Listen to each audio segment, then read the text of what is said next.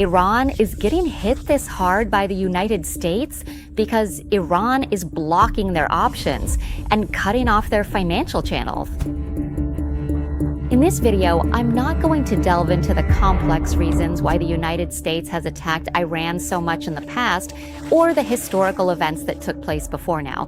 What I want to focus our attention on in this discussion is what's likely to happen next. There's a very strong possibility that China and Russia will never let the United States take over Iran. So there's a high chance that China and Russia might actually have to become actively involved in this escalating conflict. They need to protect their interests, both financial and in terms of power, which are extremely significant. In this video, I'm gonna explain it to you. Let me tell you, the relationship between China, Russia, and Iran is anything but ordinary.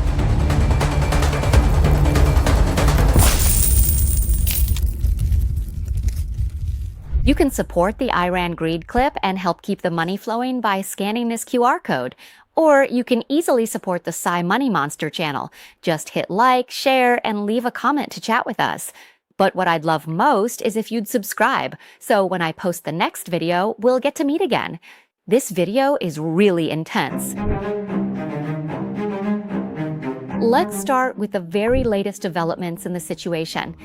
After the United States executed Iran's top leader, Iran launched a powerful and fierce retaliatory strike. They launched attacks against multiple nations: the UAE, Qatar, Kuwait, Bahrain, and even Saudi Arabia. As a result, missile fire lit up the skies all across the Middle East, targeting 4 key U.S. military bases, as well as they even targeted areas where civilians live. Iranian officials have stated that all U.S. and Israeli assets are legitimate targets for attack.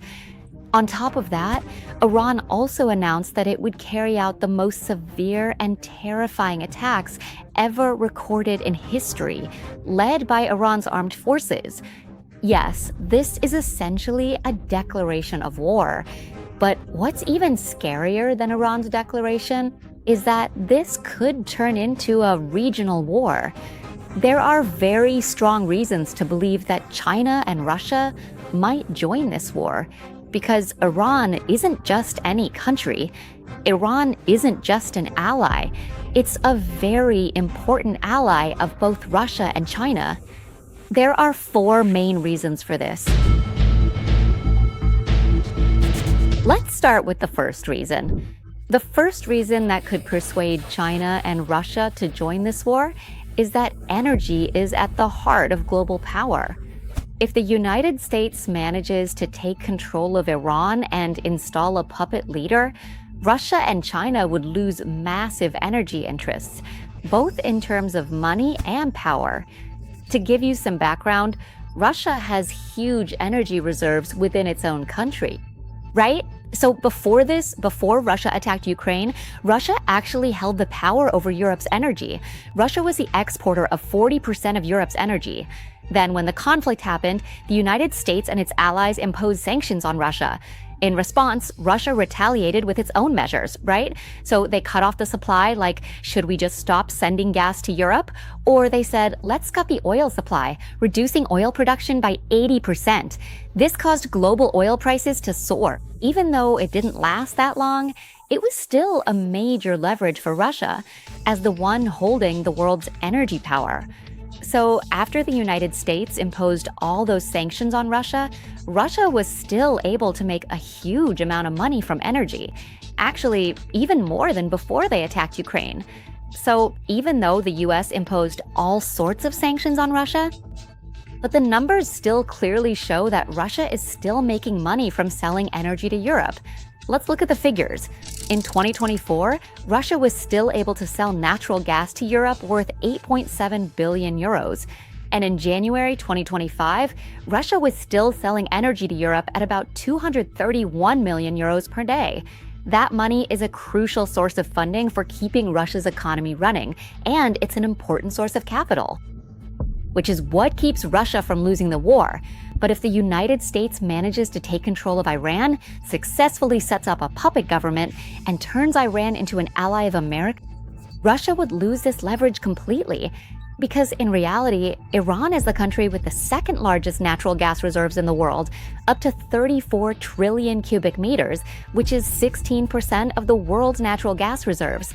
But people might wonder, if Iran has so many resources, why isn't it rich? And why does it still have economic problems, with protests breaking out all the time? The answer is, before this, which I won't go into detail about in this clip, the United States sanctioned the Iranian market over its nuclear weapons production. That's why Iran can't just sell its oil to anyone. Iran does have gas pipelines, but they only go to Iraq, Turkey, and America. That's it. There's no pipeline that goes to Europe. So this allowed Russia to benefit from the situation. Before Russia attacked Ukraine, it was the country with the most natural gas being sent directly to Europe.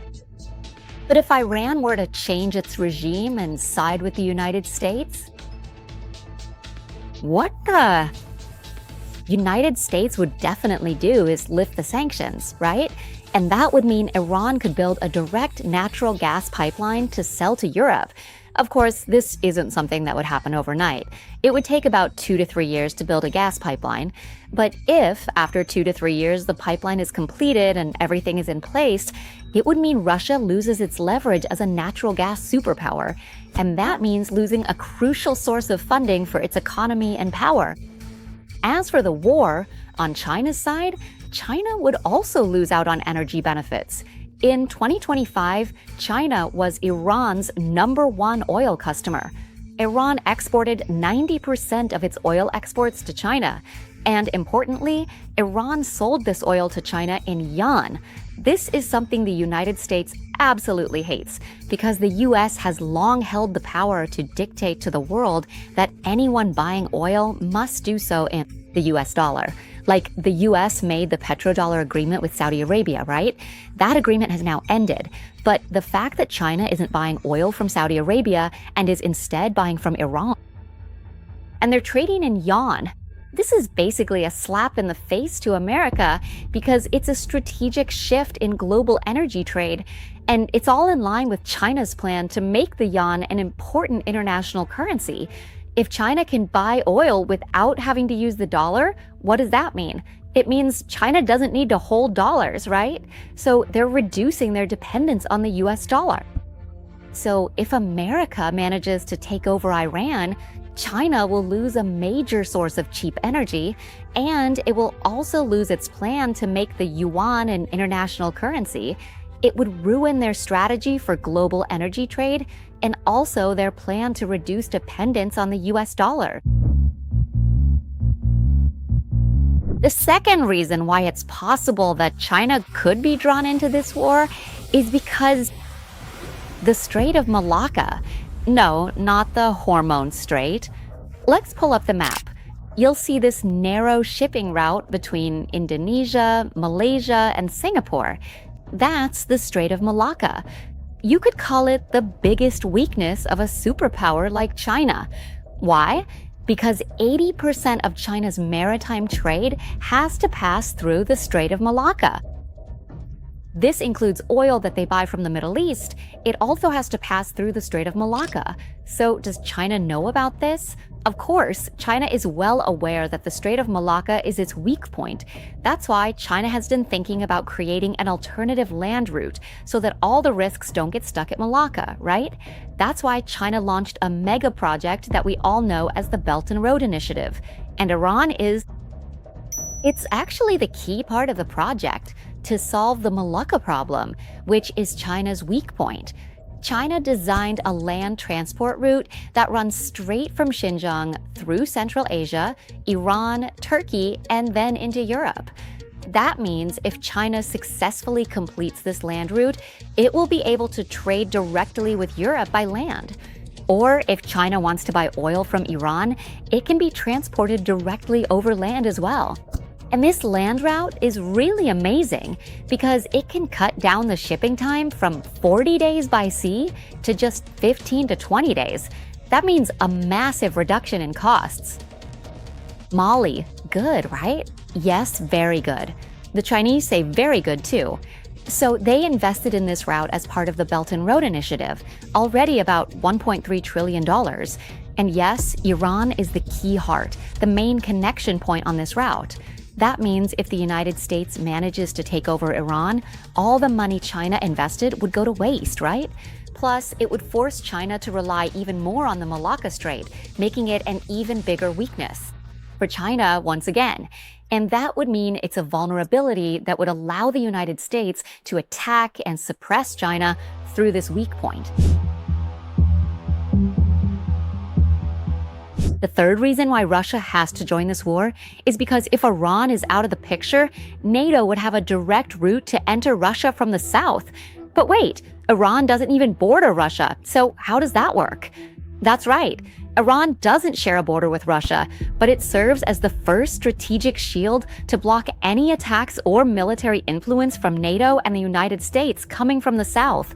If you look at the map, Iran is located at the intersection of three regions. Those regions are Iraq, which is currently home to U.S. military forces, Syria, which is now turning toward the west, and the Persian Gulf, where the United States already dominates through its military bases in places like Bahrain, Qatar, and Kuwait.